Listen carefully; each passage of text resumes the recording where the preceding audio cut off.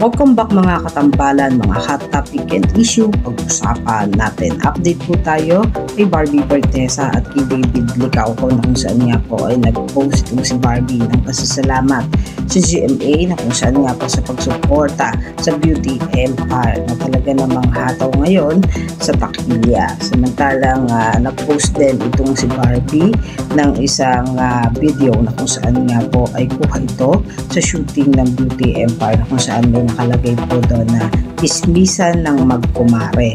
At kasama nga po ni Barbie dito ang kanyang kumare na si Kailin Alcantara.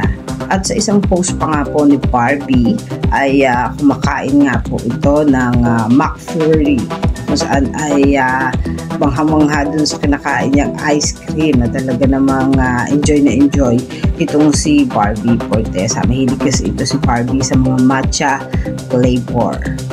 At talaga napaka-busy ngayon ni Barbie Forteza dahil nga po sa nalalapit niyang movie at sa mga taping niya at sa mga TV shoot kung saan nga po ay talagang very busy si Barbie at David ngayon. Samantalang si David naman po sa kanyang post sa kanyang social media account ay nasa Bohol nga po itong si David.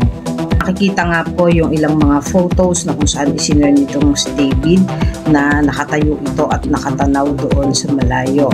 Pinakita din yung mga view na kung saan nga po ay nasa Bohol ngayon itong si David na talaga namang napaka-busy ng dalawa sa kabi-kabilang project, endorsement at photoshoot, pati na rin yung movie nitong si Barbie. Ito po yung mga update natin ngayon kay Barbie at kay David. Kayo mga katambalan, ano ang masasabi niyo? Mag-comment lang sa comment section at pag-usapan natin.